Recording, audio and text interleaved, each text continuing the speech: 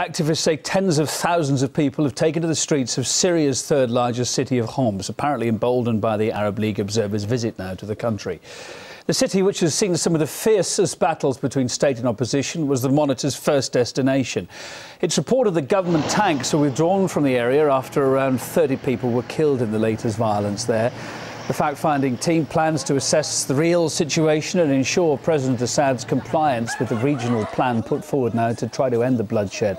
Let's talk about these latest developments. I'm joined now from New York by columnist and correspondent for the Asia Times, Pepe Escobar. Pepe, good evening to you. Now, the observers then, as I'm saying, finally on the ground, do you expect them to get to the truth of what's really happening in Syria? Yes, but they have to investigate. OK, they arrived today, right? They have to investigate the activities of the Free Syrian Army. These are mercenaries and defectors who are armed by outside powers. And these outside powers are basically from Qatar and the Emirates. Will the Arab League, which is now controlled by the GCC, the Gulf Cooperation Council, investigate themselves in this case? We still don't know. Are they going to investigate the NATO Control and Command Center set up in near the border between Turkey and Syria, in Iskenderun, which is very across the border, basically from Aleppo, let's say 2 hours? Are they going to investigate that? Are they going to investigate shipment and smuggling of weapons via the Jordanian-Syrian border? We still don't know, but it's a tall order for the Arab League, considering that these are not exactly democracies. They are investigating one of their own, but they are also implicated in the whole big picture. Yeah, you mentioned that the Free Syrian Army, that's been a big crux of argument on both sides over who these people are, where they're from, what they're doing, how armed are they, and who's supporting them. It's been a big issue, hasn't it? Absolutely, because it's a two-pronged strategy from the part of the Syrian opposition. There's the Syrian National Council, which is a diplomatic arm. They are meeting in Istanbul and in Paris. The leader is a Paris exile, Barham Ghalian, and he's been talking basically to international media, to American interlocutors. This is the brave-faced diplomatic face of the opposition. And then that's the Free Syrian Army who are doing the actual fighting. My sources in Homs tell me that they are various, even in Homs, that come and go. They have like ragtag bands, basically. They cannot fight the Syrian army. They cannot fight tanks. So the tanks have to be investigated, of course. The police state crackdown by the Syrian government, which is extremely heavy-handed, has to be investigated. But these armed gangs have to be investigated as well, the Free Syrian Army. And it's basically defectors, but there are a lot of mercenaries as well.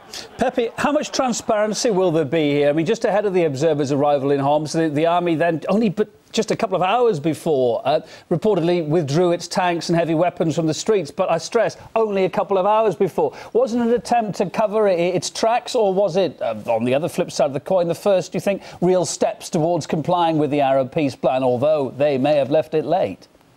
I wonder, Kevin, this is going to be a cat and mouse game. Absolutely. The tanks being pulled out 2 hours before this tells you what's going to happen within the next week or so. 50 observers is not a lot. They will have to deploy at least 200 or 300 from all countries in the Arab League, countries that sympathize with the Assad regime, or the GCC countries who want actually, and they have been saying this for the past months or 2 months, and even with their own sanctions, they want to bring the Assad house down.